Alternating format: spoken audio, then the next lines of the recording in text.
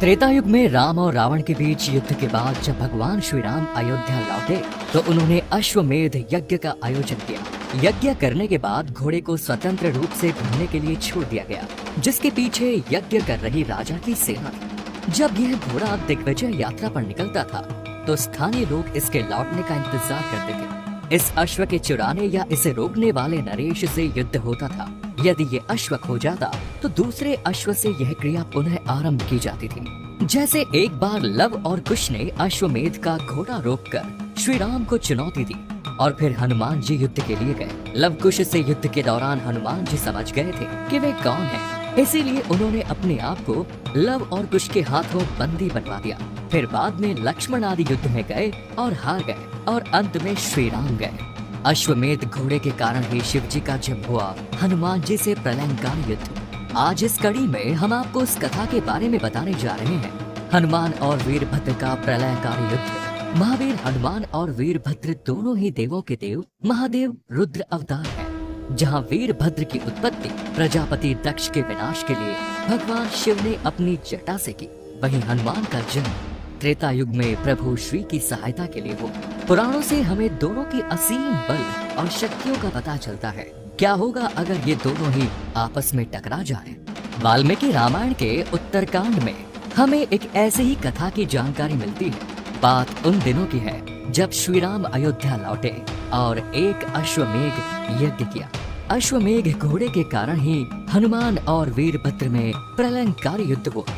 श्री राम के छोटे भाई शत्रुघ्न के नेतृत्व में असंख्य वीरों की सेना उस पूरे क्षेत्र पर विजय प्राप्त कर रही थी जहां जहां यज्ञ का घोड़ा जा रहा था। इसी क्रम में यज्ञ के घोड़े को कई राजाओं ने पकड़ लिया, लेकिन उन्हें अयोध्या की सेना के सामने झुकना पड़ा। शत्रुघ्न के अलावा सेना में हनुमान जी, सुग्रीव और भरत पुत्र पुष्कल सहित कई महान योद्धा मौजूद थे, जिन्हें जीतना देवताओं के लिए भी संभव नहीं था। कई स्थानों की यात्रा करने के बाद यज्ञ का घोड़ा देवपुर पहुंचा, जहां राजा वीरमणि राज्य करते थे। राजा वीरमणि अत्यंत धर्मात्मा और प्रभु श्री राम और महादेव के परम भक्त थे। उनके दोनों पुत्र रुक्मागंध और शुभांगद योद्धाओं में सर्वश्रेष्ठ थे। राजा वीरमणि के भाई वीर सिंह भी एक महान योद्धा थे।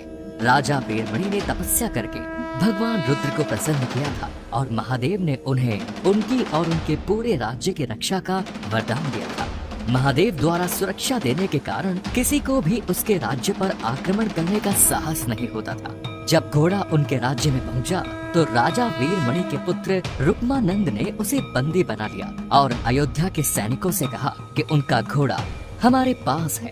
मैंने क्षत्रिय धर्म का पालन करते हुए घोड़े को पकड़ा है, इसीलिए वे जाकर शत्रुघ्न से कहें युद्ध करके अपना घोड़ा छुड़ा ले। जब रुक्मांगद ने यह जानकारी अपने पिता को दी तो वे बहुत चिंतित हुए। इस पर रुक्मांगद ने कहा, हे पिताश्री, मैंने तो उन्हें युद्ध के लिए ललकार दिया है, इसीलिए बिना युद्ध किए उन्हें घोड़ा लौटाना हमारा और हमारे राज्य दोनों का अपमान होगा। अतः कृपया मुझे युद्ध की आज्ञा दीजिए। अपने पुत्र की बात सुनकर वीरमणि ने उसे अपनी सेना से सुसज्जित करने का आदेश दे दिया। इधर जब शत्रुघ्न को सूचना मिली कि उनके यज्ञ का घोड़ा पकड़ लिया गया है तो वे बहुत क्रोधित हुए और अपनी पूरी सेना के साथ युद्ध के मैदान में आ गए। भरत के पुत्र पुष्कल ने कहा, आपके आशीर्वाद और श्री राम के प्रताप से मैं आज ही इन सभी योद्धाओं को मारकर घोड़े को मुक्त कराता। दोनों में भयानक युद्ध छिड़ गया। भरत पुत्र पुष्कल ने सीधे जाकर राजा वीरमणि से युद्ध किया। पुष्कल और वीरमणि के बीच भयंकर युद्ध हुआ। अंततः पुष्कल ने 8 नाराज बाणों से वीरमणि पर आक्रमण किया। राजा वीरमणि इस आक्रमण को सहन नहीं कर सके और मूर्छित होकर अपने रथ पर गिर पड़े। जब राजा वीरमणि की चेतना टूटी तो उन्होंने देखा कि उनकी सेना हार के कगार पर है। ये देखकर उन्होंने भगवान रुद्र का स्मरण किया। अपने भक्त को संकट में देखकर महादेव ने वीरभद्र को युद्ध भूमि में भेज दिया। महाकाल के सभी अनुचर उनकी जय जयकार करते हुए अयोध्या की सेना पर टूट पड़े। इस अद्भुत दृश्य को देखने के लिए परम पिता ब्रह्मा सहित सभी देवी देवता आकाश में आ गए। शत्रुघ्न, हनुमान और बाकी योद्धाओं को ऐसा लगा जैसे प्रलय आ गया। पुष्कल और वीरभद्र में भयंकर युद्ध हुआ, लेकिन तभी वीरभद्र अपने त्रिशूल से पुष्कल का सर उसके धड़ से अलग कर देते हैं। इसके बाद वीरभद्र ने शत्रुघ्न को मूर्छित कर दिया। इसके बाद हनुमान जी ने दोनों को रथ में रखा और सुरक्षित किया। फिर हनुमान जी सेना का मनोबल बढ़ाते हुए गर्जना करके आगे बढ़े और वीरभद्र के सामने जाकर खड़े हो गए। फिर दोनों में भयंकर और प्रलयंकारी युद्ध होने लगा। जब युद्ध का कोई निर्णय नहीं निकल रहा था, तब शिव जी स्वयं प्रकट हुए। इसके बाद हनुमान जी और शिव जी में युद्ध होने लगा। इस युद्ध का भी कोई निर्णय नहीं हो रहा था, क्योंकि हनुमान जी रुद्रावतार में थे और उन्हें सभी देव देवताओं ने वरदान दे रखा था कि कोई अस्त्र शस्त्र से तुम बंध नहीं सकते हो और ना ही पराजित हो सकते हो। इस कारण भगवान शंकर और हनुमान जी में प्रलयंकारी युद्ध हुआ। दोनों ओर से हर तरह के दिव्यास्त्रों का प्रयोग किया जाने लगा।